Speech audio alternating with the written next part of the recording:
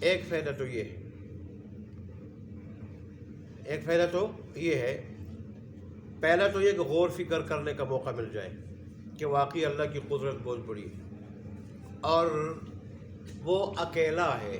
اس جیسا کوئی اور نہیں ہے، ذرا وحدانیت بھی سمجھ میں آ جائے۔ اور پھر جب اللہ اتنے بڑے کام کر سکتا ہے، ہمارے حساب سے بڑے کام، اللہ کے تو کچھ بھی نہیں، اتنے بڑے کام کر سکتا ہے تو وہ قیامت بھی واقع کر سکتا ہے۔ اور پھر ساتھ یہ بھی اس کا فائدہ ہے غور فکر کرنے کے علاوہ یہ بھی کہ انسان رزق حلال تلاش کر سکے، ساتھ وَلِتَعْلَمُوا عَدَدَ السِّنِينَ وَالْحِسَابَ، تاکہ تم جان سکو سالوں کی گنتی اور حساب۔ ظاہر ہے رات دن سے ہفتے بنتے ہیں، ہفتوں سے مہینے بنتے ہیں، مہینوں سے سال بنتے ہیں، مہینوں سے سال، اور سالوں کے ذریعے اور ان مہینوں کے ذریعے ہم اپنے معاملات کا حساب کرتے ہیں، اپنی عمریں معلوم کرتے ہیں،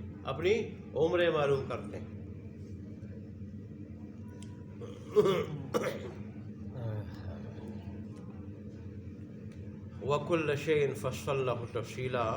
اور ہر چیز کو ہم نے تفصیل کے ساتھ کیا گیا ہے، بیان کیا ہے۔ اللہ فرماتے ہیں کہ دیکھیں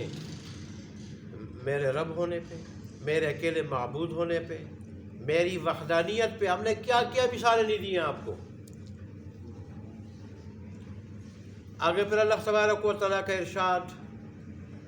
وَكُلَّ إِنسَانٍ أَلْزَمْنَاهُ طَائِرَهُ فِي عُنُقِهِ، اور ہر انسان ڈال دیا ہے ہم نے اس کا نام اعمال اس کی گردن میں، اس کا نام اعمال اس کی گردن میں۔ حدیث شریف میں آتا ہے، اس کی وضاحت حدیث شریف میں ہے کہ انسان جو کچھ انسان کرتا ہے اللہ دیکھتا بھی ہے، اللہ کے علم میں بھی ہے، فرشتے لکھتے ہیں، نوٹ کرتے ہیں، اور پھر جب یہ مر جاتا ہے تو اس کا نام اعمال اس کی گردن میں لٹکا دیا جاتا ہے، اور جب یہ مر جاتا ہے تو اس کا عمل ختم ہو جاتا ہے سوائے 3 چیزوں کے، ایک صدقہ جاریہ، مسجد بنائی ہو، مدرسہ بنایا ہو، کوئی اور ایسا کام کیا ہو کہ جس کا فائدہ لوگوں کو جو ہے وہ پہنچ رہا ہو، کوئی کنواں بنایا ہو، کوئی راستہ بنایا ہو تو اس پہ لوگ چل رہے ہیں، اس کو فائدہ پہنچ رہا ہے، پانی پی رہے ہیں پہنچ رہے ہیں، مسجد میں لوگ نماز پڑھ رہے ہیں، مدرسے میں پڑھ رہے ہیں، دین سیکھ رہے ہیں، اس کو پہنچ رہا ہے۔ یا علم ہے، اس نے علم چھوڑا ہے، لوگ اس سے فائدہ اٹھا رہے ہیں، وہ بھی اس کو پہنچ رہا ہے، ایسے آدمی کا عمل بھی ختم نہیں ہوتا۔ اور یا پھر اولاد کی تربیت کی ہے، اس کو نیک بنایا ہے، وہ نمازی ہے، وہ نماز پڑھتی ہے، دعا کرتی ہے، تو وہ دعا بھی اس کو پہنچ رہی ہے۔ اور ان تینوں کے علاوہ جب انسان مرتا ہے تو نام اعمال بند کر کے گردن کے ساتھ لٹکا دیا جاتا ہے۔ پھر قیامت کے دن، جیسے آج کی آیت میں ذکر ہے، قیامت کے دن کھولا جائے گا۔ اللہ، یہ اگلی آیت میں یہ آ رہا ہے، آیت کے اگلے حصے میں، وَكُلَّ إِنسَانٍ، اور ہر انسان کہ الزمناہ ڈال دیا ہے ہم نے، طائرہ اس کا نام اعمال، پہر ویسے پرندے کو کہا جاتا ہے، پرندے کو۔ اور اس زمانے جاہلیت میں لوگوں کا ایک دستور تھا کہ وہ جب کسی کام کے لیے جاتے تھے تو ٹہنی کو ہلاتے تھے، اگر اس سے کوئی پرندہ دائیں جانب کو اڑتا تو کہتے ہیں اس کا مطلب ہے کام کے لیے میں جاؤں، کام ہوگا، نیک فالی لیتے تھے اس سے۔ اور اگر بائیں جانب کو اڑتا تھا تو سمجھتے تھے کہ اس کام کے لیے مجھے نہیں جانا چاہیے، بدفالی لیتے تھے اس سے۔ تو طائر پرندے کو بھی کہتے ہیں، اور اس شگون لینے کو بھی کہا جاتا ہے،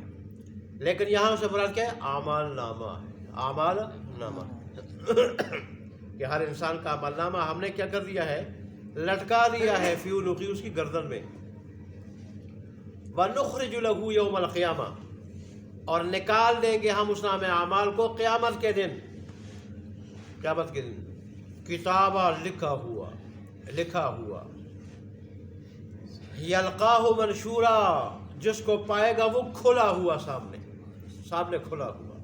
اسے کیا کہا جائے گا؟ اقرا کتابک، پڑھ اپنا نام اعمال، اپنا نام اعمال، اپنی کتاب مراد رجسٹر عمل نامہ پڑھ وہ کفا بنفسک الیوم حسیبا، آج کے دن تو خود ہی اپنا محاسبہ کرنے والا کافی ہے، محاسبہ کرنے والا کافی ہے، حساب لینے والا کافی ہے۔ جیسے مسلم شریف کی روایت میں آتا ہے، اللہ تبارک و تعالیٰ کہے گا ابن آدم تیرے اعمال کو میں نے گن گن کر شمار کر کے محفوظ کر کے رکھا ہوا ہے تیرے واسطے اس کتاب میں، ان اعمال کو پڑھتا جا، اگر ان کو اپنے حق میں اچھا جانو میرا شکر ادا کرو، توفیق میں نے دی تھی، اور اگر اس کو برا جانو وہ اچھے نہ ہو، نتیجہ اچھا نہ ہو، تو پھر اپنے آپ کو ملامت کرو کہ میں نے کوئی کسر چھوڑی نہیں تھی، میں نے انبیاء بھی بھیجے تھے، کتابیں بھیجی تھی، شریعتیں بھیجی تھی، ان کے نائبین بھی تمہیں سمجھاتے رہے، اور عقل الگ دی تھی، عقل الگ دی تھی۔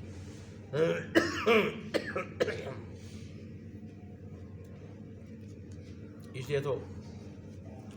امام ابو حنیفہ رحمۃ اللہ علیہ فرماتے ہیں کہ جو آدمی پہاڑ کی چوٹی پہ رہتا ہو یا کسی غار میں رہتا ہو اور اس تک کوئی ہدایت دینے والا، دین پہنچانے والا نہ ملا ہو، تو اگر وہ کفر اور شرک کا ارتکاب اس نے نہیں کیا ہوگا تو اللہ تبارک و تعالیٰ اس کو نجات دے دے گا، اگرچہ وہ حرام اور حلال کے درمیان تمیز نہیں کر سکتا تھا، اس کو فرائض کا نہیں پتہ تھا اور نہیں ادا کر سکا، لیکن کفر شرک کا اس نے ارتکاب نہیں کیا تھا تو اللہ اس کو پکڑے گا نہیں، اور اگر اس نے کفر اور شرک کا ارتکاب کیا پھر اللہ پکڑے گا، کیونکہ اللہ کہے گا میں نے تجھے عقل دی تھی، اس عقل کو اگر تو استعمال کرتا تو اتنے میری کامل قدرت اور میری وحدانیت کے دلائل تیرے ارد گرد پھیلے ہوئے تھے، آسمانوں کی شکل میں، شمسی نظام کی شکل میں، پہاڑوں کی شکل میں، دن رات کی شکل میں، کہ وہ تجھے میری معرفت تک وہ چیزیں پہنچا دیتی کہ وہ ایسی ذات ہے کہ اس کا کوئی اور شریک نہیں، اس لیے کہ سارے کام کرنے والا ایک ہی ہے، لہذا اس کے ساتھ کوئی اور شریک نہیں ہے۔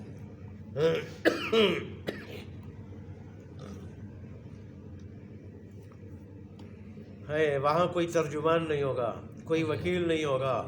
خود ایک آدمی اپنے نام اعمال کو، اور مزے کی بات یہ ہے یہاں جو ان پڑھ آدمی ہوگا وہاں بھی عربی میں لکھا ہوا نام اعمال وہ پڑھ سکے گا، نیک آدمی ہوگا اس کو دانے ہاتھ میں مل جائے گا، سامنے سے دانے ہاتھ میں مل جائے گا نام اعمال، بڑا خوش ہوگا، اور ہاں امقرؤ کتابیہ، لوگوں کو کہ آ جاؤ میرے اعمال نامہ پڑھ جاؤ، میرے اعمال نامے کو پڑھو۔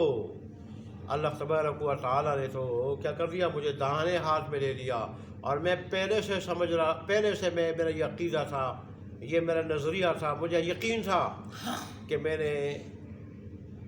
اس دن سے ملاقات کرنی ہے، اس دن نے آنا ہے میرے سامنے، میں اس کے لیے تیاری کرتا تھا، اور جو برا آدمی ہوگا اس کو پش کی جانب سے اور بائیں ہاتھ میں نام اعمال ملے گا، وہ پھر کہے گا کاش مجھے نہ ملا ہوتا، ولم ادر ما حسابیہ، اور مجھے پتہ نہ ہوتا، میں نہ جانتا ہوتا کہ میرا حساب کتاب کیا ہے، میرا عمل نامہ کیا ہے۔ اس لیے تو اس میں آتا ہے نا کہ حاسبوا قبل ان تحاسبوا، اپنا محاسبہ کرو قبل اس سے کہ تمہارا محاسبہ ہو جائے، طریقہ نفس سے آدمی کہتا جائے کہ بھئی باز آ جا، اللہ کی بغاور سے نہیں، تیری پکڑ ہوگی،